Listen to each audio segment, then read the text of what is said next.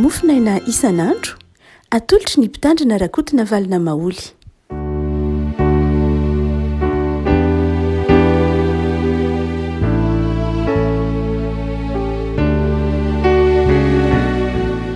Faliana riazana no hiarabana antsika tratrity zoma fa 5 ny volana martsa ity ny mofinaina voalahatra ho antsika anio dia ny epistily nosoatan'i Paoly ho an'ny Galatianina toko fahatelo raha isitsika manomboka amin'ny 5 ka hatramin'ny 12. Galatianina toko fahatelo raha isitsika amin'ny 5 ka hatramin'ny 12. Fakitsika amin'ny anaran'i Jesosy riavako samy mofinaina izany.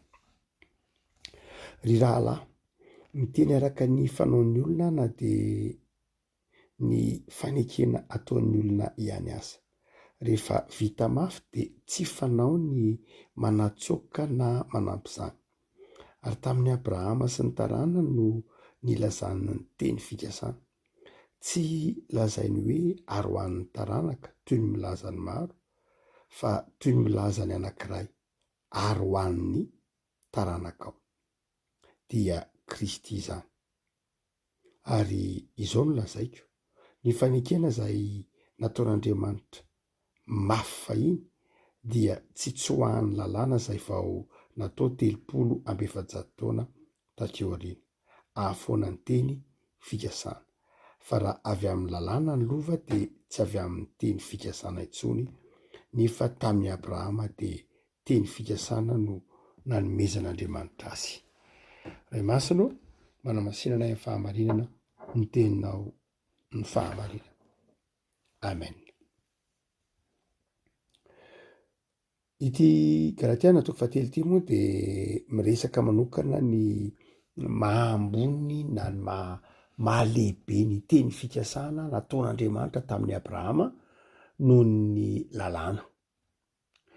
Asehon'ny Paoly fa ny lalàna dia tsy natao handrava ilay teny fikasana atao amin'ny Abrahama tsy akory, fa satria ny teny fikasana nataon'Andriamanitra tamin'ny Abrahama na ny fanekena nataon'Andriamanitra tamin'ny Abrahama dia fanekena mafiorina. I Paoly manao hoe ny fanekena izay ataon'ny olona aza rehefa vita mafy dia tsy azo ialana, sarotra ny manatsoaka an'izany. Mainka moa fa ny fanekena ny fanaovan'Andriamanitra tamin'ny Abrahama. Noho izany dia tsy ampifanoherin'ny Paoly mihitsy ny fanekena nataon'Andriamanitra tamin'ny Abrahama sy ny lalàna. Tsy manao aivana lalàna akory Paoly, fa manome toerana kosa ny finoana. Satria ny finoana no nanamarinana ny Abrahama. Ny lalàna kosa no niraisina tamin'ny Mosesy 300 taona teo aoriana. Dia raha manome toerana ny faneken'ny Abrahama Mosesy, ny faneken'Andriamanitra tamin'ny Abrahama Mosesy dia manome toerana ny finoana. Raha ohatra ka manome toerana ny lalàna kosa Mosesy dia tsy mandrava ny faneken'ny Abrahama akory izy, fa manome toerana ny antsoina hoe etika, manome toerana ny antsoina hoe lalàna izay mitaiza, izay manitsy, izay mampahafantatra ny olona ny lala tokony hizorana, fa tsy manohitra kosa ny finoana. Afaka maka ohatra mazava tsika mahakasika an'io ao amin'ny bokin'ny Josoa toko 7. Amin'ny bokin'ny Josoa toko 7 dia misy tantara toy izao. Rehefa niakatra ny zanak'Israely niditra ny tany Kanana dia nisy foko Kananita atao hoe Gibeonita. Io foko antsoina hoe Gibeonita, fokon'ny Kananita io zany anankiray tamin'ny Kananita dia resy lahatra fa tsy afitsy atohitra mihitsy ny fireneny Israely izy. Fantatry ny Gibeonita tsara ny herin'ny zanak'Israely niakatra avy any Egipta, nandravany hatrany Jeriko sy ny manodidina rehetra, dia hoy ny Gibeonita manao hoe aleontsika hanao hafetsena. Ka zao no hafetsena ataontsika, hiala ny toerana izay hovatany zanak'Israely tsika, ka rehefa tonga eto ny zanak'Israely dia hamatana tany foana izy. Dia nitanterahiny Gibeonita tokoa zany tonga ny zanak'Israely efa tsy teo intsony ny Gibeonita. de nylamina zany zanak'Israely efa lasa ny olona teto tsy mila miadsontsika. Dia kelikely teo niverina ny Gibeonita nakeo amy zanak'Israely. De niteny tam zanak'Israely manao hoe zahay dia olona vahiny avy lavitra de lavitra ka tonga mba hiavana aminareo, hanao fifanekena aminareo, fa zay de manaiky ho mpanomponareo, manaiky ho irakirakareo, manaiky ho ampiasainareo, izahay Gibeo, izahay foko avy lavitra. Zanak'Israely zany dia tsy nahafantatra mihitsy hoe ireto Gibeonita reto nge ka Kananita ihany. Ny Gibeonita kosa nanao afetsena, mody nitondra mofo efa bobongolo efa rasizy, nitondra kapa tapatapaka, nitondra entana efa mavesatra de nitemana zahay tena avy lavitra be mihitsy, nefa izy avy eo tanàna ihany niafina fa rehefa tonga zanak'Israely de mody nipotra vana izy. Dia voafitaka zany zanak'Israely. Zay zanak'Israely tsy nahafantatra eo voafitaka izy fa niteny mana sy mahafinaritra kosa andehantsika anao fifanekena amreto olona ireto, andehantsika anao fifanekena amin'ny Gibeonita mba zaratsika raha misy mpanompo tonga, zaratsika raha misy mpiasa tonga, zaratsika raha misy olona hikarakaratsika, ireto olona reto dia olona avy lavitra, dao ataony fifanekena. De tsy nisalasala zanak'Israely nanao fifanekena tamin'ny Gibeonita, fifanekam-pihavanana io. Hoe fifanekam-piarah-miasa io, fifanekena mihoatra lavitra noho zay, fifanekam-piarahamonina io ka afaka miarahamonina amy zanak'Israely zany ny Gibeonita ho mpanompony, ho mpiasany, ho mpikarakara azy. Fa tsy ho vonoina. Ny afatr'Andriamanitra nefa de zao ho vonoina daholo ny Kananita rehetra. Ny Gibeonita kosa nanaranitra be izy, diplomaty, dia fatany tsara ny afatr'Andriamanitra, fatany zanak'Israely, dia mitady afetsena izy mba tsy ho faty, mba tsy ho ariga zanak'Israely tahaka ny Hititana, tahaka ny Gargazitana tahaka zany. Dia vita ny fanekena. Tsy novonoina ny Gibeonita satria noheverina ny zanak'Israely fa foko avy lavitra. Kanjo rehefa nonina kelikely teo de fantatry ny zanak'Israely am'izay hoe voafitaka izy. Tena voafitaka tsika. Ka ireto Kananita ihany. Ay reto olona tokony ho vonoina, ay reto olona tsy tokony ho niarahantsika monina, ay reto dia olona tsy mety mihitsy fa olona tokony ho naripaka araka ny afatr'Andriamanitra. Dia tezitra ny zanak'Israely niteny tamin'ny Gibeonita manao hoe nahoana nareo no mamitaka, nahoana zay ny fitahanareo, ka inareo olona tsy avy lavitra akory fa olona eto tanàna ihany fa ny fitahanareo fotsiny zay, noho zany dia aripaka inareo fa mamitaka anay. Tezitra Andriamanitra. Hoe Andriamanitra manao hoe tsy azonareo atao zany. Tsy azonareo atao zany. De efa ahoana ny tsy azonareo atao? Zay nge voafitaka e. De hoe Andriamanitra nampiteny tamin'ny olon'Israely manao hoe tandremo tsara mikasikasika ny Gibeonita fa ny fanekena ny fanaovanareo taminy de teo anatrehako. Nareo ny fanaky. Tsy ny fanekenareo ny zava-dehibe. Na de voafitaka azy izy fa zao satria natsoinareo anatrika ny fanekena hoe Andriamanitra. Sady haikatra ny zanak'Israely te ahoana koa zany toy Andriamanitra? Tsia. Efa nifanaiky teto anatrehako ianareo. Milonina anaovanareo fanekena ny tokony nanontany ahy ianareo. Tokony misy mpisorona ao aminareo, misy mpitondra fivavahana ao aminareo, misy olona zay misy olon-tendry ao aminareo. Maninona ny tsy alohana anaovanareo fanekena nanontany hevitra Andriamanitra ianareo. Fa rehefa vita ny fanekena ve vao anontany hevitra Andriamanitra, nanontany hevitra ianareo Andriamanitra? Tsia. Efa tsy nanontany hevitra ianareo. Fa raha nanontany hevitra ianareo de nolazaiko taminareo hoe tsy mety ny anaovanareo fifanekena amin'ny Gibeonita. Zara tefa nafatra anareo hoe aza manao fifanekena amin'ny firenen-kafa, saingy bola nanao fifanekena ihany ianareo. Hoy Jehovah Andriamanitra de zao tsy azonareo aripaka ny Gibeonita. Satria masina ny fanekena natao teo anatrehako. Na inona antony ka voafitaka ange izay na inona antony. Na fitahanareo na inona de zao noho izy rehefa nanaiky anareo de zay noho izy teo anatrehako. Zay le tenenin'ny Paoly eto manao hoe ny fanekena ataon'ny olona 1:20 na de ny fanekena ataon'ny olona ihany aza rehefa vita mafy de tsy fanao ny manatsoka na ny manampy zany. Ravako malala eo ny ampianarany soatra masina antsika. Jesosy efa niteny aoka ny teninao rehefa eny de eny. ka mafy angely izy Andriamanitra indraindray, ka zao angely izy Andriamanitra indraindray, ka voafitaka ange zay de io ny tompo anao rehefa eny de eny. Dina toy ny tantara aty amin'ny Samuela faharoa toko faha 20, afaka mamaky tsara ianao manomboka ny 2 dia tezitra tamin'ny Gibeonita Saoly. Firy taona teoriana zany aty amin'ny andron'ny Josoa tsika, aty amin'ny taona aty amin'ny taona voahiditra ny taonjato fahafiry tsika am'zany 500 taona teoriana zany dia novonoiny Saoly ny Gibeonita. Novonoiny Saoly tsotra fotsiny zao ny Gibeonita. Rehefa novonoiny Saoly ny Gibeonita satria nanasa zay nahazony Saoly tova de novonoiny ny Gibeonita. Nandiby ny Saoly Davida. Rehefa nitondro Davida nisy mosary 7 taona tamin'ny andron'ny Davida, 7 taona, tsy mbola nisy ohatr'izany hoy Davida. Misy zavatra tsy mazava, ahoana koa ty mosary 7 taona tsy fisikanina 7 taona ity. De lasa Davida nanontany an'Andriamanitra, hono Andriamanitra, fa nahoana kay no misy mosary 7 taona, zavatra tsy mahazatra mihitsy zao. De hoy ny tompony teny tamin'ny Davida, zao ny valy mianaka, satria novonoiny Saoly ny Gibeonita. No naripaka Saoly ny Gibeonita de mivaliny zay mosary 7 taona. De gaga Davida fa ahoana koa zany? Ka zao ange hoy ny tompo hoe, ny Gibeonita efa nifanaiky tamin'ny teo anatrehako ianareo aty amin'ny Josoa toko faha 5 fa tsy hamono ny Gibeonita na inona antony. Iaraka amonina aminareo izy, ho mpanomponareo izy, ho mpiasa anareo izy, fa tsy ho vononareo, tsy ho aripakareo. Saingy naripaka Saoly izy de zao no izy ho setriny zay. Zay efa niteny ny tompo anao hoe tsy aripakareo izy, saingy naripakareo de zao no izy mosary 7 taona. De ahoana ary natao zany ho Davida? De tsotra be hoy ny tompo. Mandana vonoy daholo ny taranaka Saoly.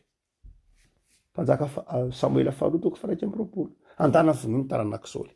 Fa nivadika ny fanekeny izy. Nivadika ny fanekeny. Natao teo anatrehako. Andana vonoy ny taranaka Saoly. Samuela faharoa toko faha 20. De lasa Davida tsy afa nanoatra, baiko n'Andriamanitra. Dia naringany Davida ny taranaka Saoly. Afa-tsy ny taranaky Jonathan. Nahoana tsy naringany, nahoana ary no tsahany Davida indray no nandringana ny taranaka Jonathan, na de niteny ary Andriamanitra manao hoe aringano ny taranaka Saoly rehetra, fa naninona ny tsy novonoiny Davida ny taranaka Jonathan, satria nisy fifanekem-pihavanana ihany koa teo amin'ny Davida sy Jonathan. Hoe tsy hifanisy ratsy mihitsy Jonathan sy Davida. Ka na de tsy nandringana ny taranaka Jonathan ary Davida de tsy bedin'Andriamanitra izy, satria efa nisy fifanekena, ary fifanekena fanaovan'ny Davida sy Jonathan io koa teo anatrehan'Andriamanitra. Ary fifanekena fanaovan'ny Davida sy Jonathan io, Davida tsy mbola nahafantatra ny fanekena ny fanaovan'ny Gibeonita sy ny zanak'Israely. No zany dia tsy bedin'Andriamanitra mihitsy Davida. Tsy nanao risoriso hoe za tsy andripaka ny taranaka Jonathan na de taranaka Saoly ary izy. Satria zao za efa nifanaiky taminy. Raha nandripaka ny taranaka Jonathan andray de diso natrehanao Andriamanitra. Satria za efa nanaiky fa tsy hanisy ratsy ny taranany. De nangina Andriamanitra. Rehafako malala, itondra taritony de manazava amitsika ny mahazava dehibe ny antsoina hoe fanekena atao eo anatrehan'Andriamanitra. Ny fanekena atao anatrehan'Andriamanitra de masina, ary sarobidy, mafy amin'ny fotoana sasany, mafy amin'ny andavanandrontsika mihitsy ny manaraka ny fanekena ataon'Andriamanitra, ny fanekena ataontsika amin'Andriamanitra. Ary io no mahatonga amin'ny mpitory-teny manao hoe rehefa tonga ao an-tranon'Andriamanitra ianao, ambeny tsara ny vavanao, aza malaika amin'ny teny, aza malaika manao voady mihitsy ara hoy izy, fa ndreo tsy ho tanteraka ao ny voadinao ka manjary mahatonga eloka eo anatrehanao. Natrehan'Andriamanitra. Reafako malala, ina no ampianariny zotra masina antsika? Aoka ny teninao hoeny de eny. Firy ny fanekena nataonao tao amin'ny fiainanao tao anatrehan'Andriamanitra? Ataovy ohatra hoe ny farafahakeliny. Eny tsisy kely sy lehibe moa, fa ataovy hoe ny faneken'ny batisa fotsiny ihany. Firy ny ray aman-dreny, firy ny olona nanao fanekena momba ny batisa, ampianatra ny zanany sekoly rahady, anao zay atonga ny zananao sekoly alahady firy ndray aman-drenina vita ny azona ny zany anao zay atonga ny zanakay hompandray fanasan'ny tompo firy ndray aman-drenina azona ny zany ny fanekena atao akoatr'izay ny fanekena maro samihafa ataotsika amin'ny maha olombelona atsika eo anatrehan'Andriamanitra firy ny faneken'ny dekona ny faneken'ny mpiandry ny faneken'ny dekona de na inona de zao no izy za de ho namany mpitandrina anampin'ny mpitandrina na inona antony de zao zanao zay avy tanin'ny fiangonana ny adidy ny arabola ratraiza mamperitreritra itony le fanekena zay hitatsika ao anatin'ny faneken'ny mpandray fanazan'ny tompo lay manao hoe zahay dia hiezaka hamaky baiboly isan'andro izay de hiezaka hitandro ny filamina ny fiangonana ka anao zay tsy hivakisany fiangonana fanekena ataonao anatrehan'Andriamanitra ange zany fa tsy ny ampiponao tsy misy zay Andriamanitra de manaiky azo any tsy hivakisany fiangonana raha ohatra ka izao raha ohatra tsisy an'izany mihitsy ao izay de mitandro ny firaisan'ny fiangonana tsy ho simba na iza fa tsy mitandro ny firaisan'ny fiangonana tsy ho simba zay raha izao ny condition Andriamanitra fa tsisy condition mihitsy fa na inona antony de tsy azona atao Andriamanitra ny mampisaraka ny fiangonana tsy azona atao ny mampisaraka ny mpianakavy ny finoana na inona antony lehibe lavitra noho ny ampoko noho zay heveriko marina ny firaisan'ny fiangonana satria man tsy misy olona sanatriny vava heveritsika fa ny marina de ambony noho ny firaisan'ny fiangonana tsy ambony lavitra noho ny firaisan'ny fiangonana mihitsy zay heveriny sainao marina zay mahatonga ny Paoly miteny manao hoe tandremy tsara fa ny marina de arahanao amin'ny fitiavana ny marina tsy fitaovan'ny fahakalana na fitaovan'ny valifaty hoe avoakako ty lalam-piangonana ty mba hamaliko faty anao androany avoakako ty fitsipika ty mba azahoako mamely anao androany avoakako ty lalam-piangonana ty mba afahako mba mody hijoroako hoe tena fantatr'Andriamanitra ngeny ao am-ponao fantatry ny tompony ao am-ponao fa fahakalana de mamoaka an'iny fitsipika sy lalàna iny anao tsy manamaivana ny fitsipika sy lalàna tsika sanatry ny vava fa ny fomba ampiasantsika azy mila marina eo anatrehan'Andriamanitra ary marina eo anatrehan'Andriamanitra tsy ny voasoratry ny taratasintsika fa ny ao am-pontsika hoe inona no manosika anao hijoro ny ampoponao ve ny fiheveranao ny fahamasinan'ny fiangonana ve sa ny valifatin-dranona sy ranona mety ho marina ihany izy amin'ny lafiny anankiray ka zao ange pastery tsy ry avako malala ionona nafaran'ny Paoly mihitsy tandremy tsara fa ny marina de arahanao ny marina misaraka amin'ny fitiavana tsy marina itsony mazava ny tenin'ny Paoly amin'ny soratra masina ary io nefa nytenenany tamin'ny Korintianina amin'ny tandreminareo tsara fa ny fanomezam-pahasoavana misaraka amin'ny fitiavana tsisy heviny ny marina misaraka amin'ny fitiavana tsisy heviny raha vao lasa marina zao tontolo zao miaka tsy mampanina ange na simba amin'ny fiainan-drano na vakivaky aza ny fiangonana na mifanala baraka aza ny fiangonana alao hipotra ny marina ka tsy zany noho izy anaka tsy zany mihitsy ny marina tsy natao anapotehina ny firaisan'ny fiangonana sy ny fahamasina ny fiangonana sy ny voninahitr'Andriamanitra tsy azo sandaina amin'izany ambony lavitra noho zay heverina ho marina ara-moraly ny rany kristina nakambana ny fiangonana ka le izy nge misy vola tsy mazava tsy ambony lavitra no ny vola sy ny tatitra sy zany nga ambony noho ny rany kristy to amin'ny azy fijaliana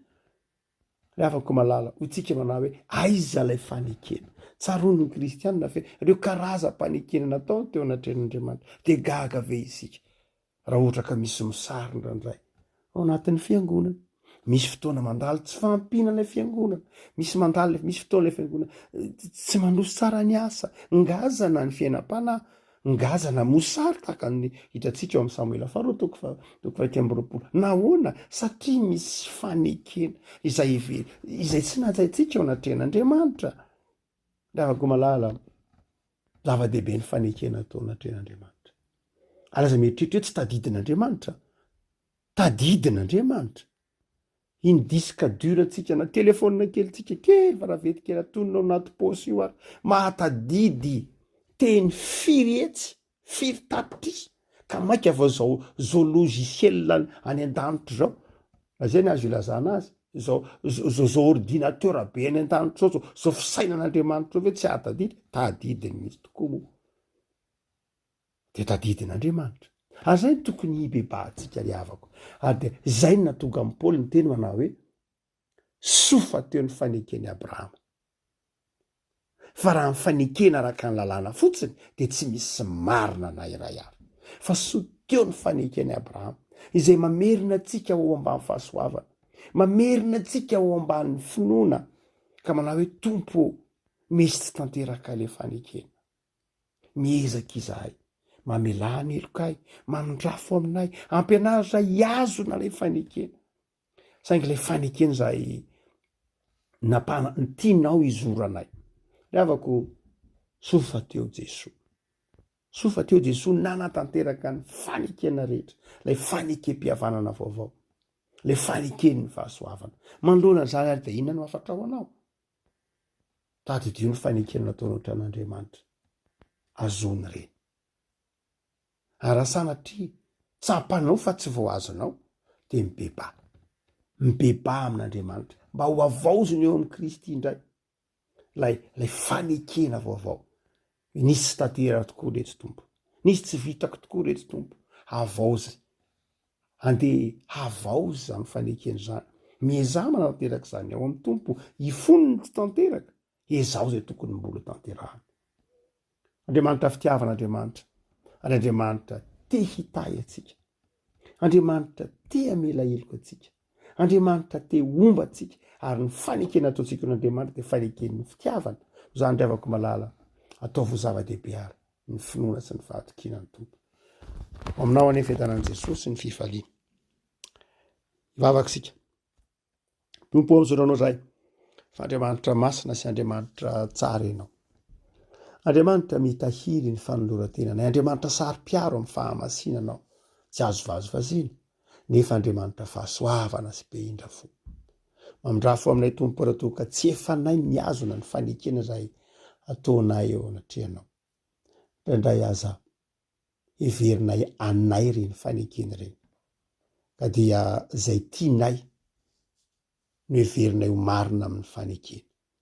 Indray terenay ho ny sitraponay ny fanekena. Indray aza ampiasainay reny fanekena reny. Mba anapitehanay ny asanao. Mamelahanay tompo ary mamindrafo aminay. Fanekenao dia fanekena fitiavana. Ny fanekenao dia fanekena mitondra fitahiana sy fifaliana ho anay. Faneken'ny fahamasinana, faneken'ny fifaliana. Dia meo ny fanahinao masina toetra betsaka ty anatinay, ahafantaranay mazava dehibe ny fanekena ka anarahanay zany amin'ny fitiavana, amin'ny finoana, amin'ny fanetretena, amin'ny fahadiovampo. Vavak'izay tompo ho an'ny tsirairay avy, ho an'ny mpandray fanasany ny tompo rehetra, izay vita fanekena eo anatrehanao. Azavelanao anadiny ny voady sy ny fanekena natao izy ireny. Jereo ny vita batisa rehetra, jereo ireo ray aman-dreny, izay nanao fanekena teo anatrehanao. Azavelanao anadiny zany. Fa rakory fe amin'ny fahasoavanao, mba hanatanteraka ireny voady sy fanekena ireny amin'ny fahasoavana. Jereo ny tanindrazanay. Jereo ireo rehetra izay nanao fanekena tany amin'ny toeram-piasana, amin'ny andraikitra maro samihafa ny sahanina, eo amin'ny andraikitra ambony tazonina, fanekena natao teo masonao reny.